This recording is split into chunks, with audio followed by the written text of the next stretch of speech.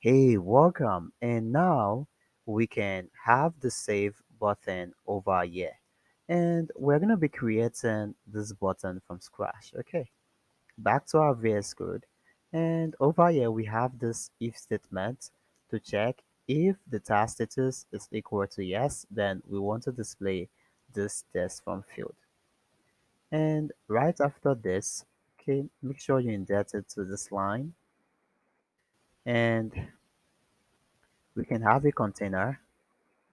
And we're going to be giving this container a height of 40, or we can just go for 30. And we can give this container a width also. And in order to make this width responsive, we can get the width of our screen by saying media query, then dot off contest dot size and dot width. And after getting the width of our screen, we then want to minus 40 from it. And now in order to have access to some additional style properties the container has, we can then have the decoration and the box decoration. And for now, we just want to give this a color of colors, yellow. And also we can make this darker by adding some shade of node red. Use Ctrl and S now to save. And you should see it somewhere. Yeah. Okay, great. And you can just choose no. Okay. And yes, sounds good. And we're just gonna choose no for now so we can style this better.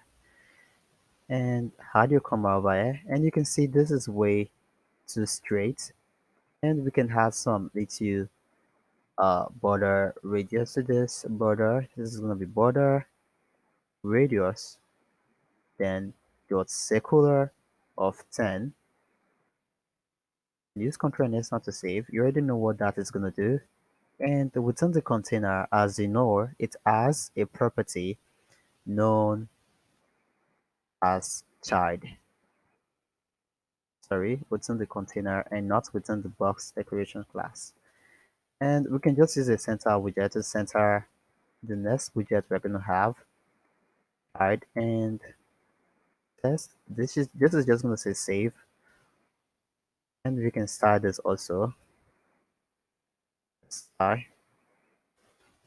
and we can increase the font size to 18, and we can change the color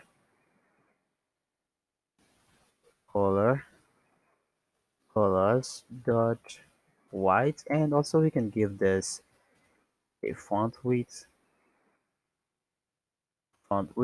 then dot bold. Okay, seems cool, seems cool, seems cool, seems cool, seems cool. Waiting for this, and seems good, looking great. And now I can pick yes. Okay, then we can then click on the save, and we can just go ahead and wrap this container with a button because in the future it's going to be clickable, so we can wrap this with a button. And this is going to be a type of inkwell, and as well you can wrap this with a gesture dictator.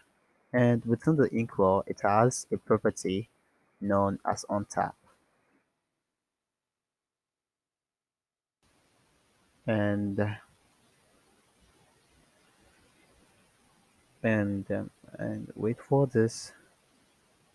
Okay, great.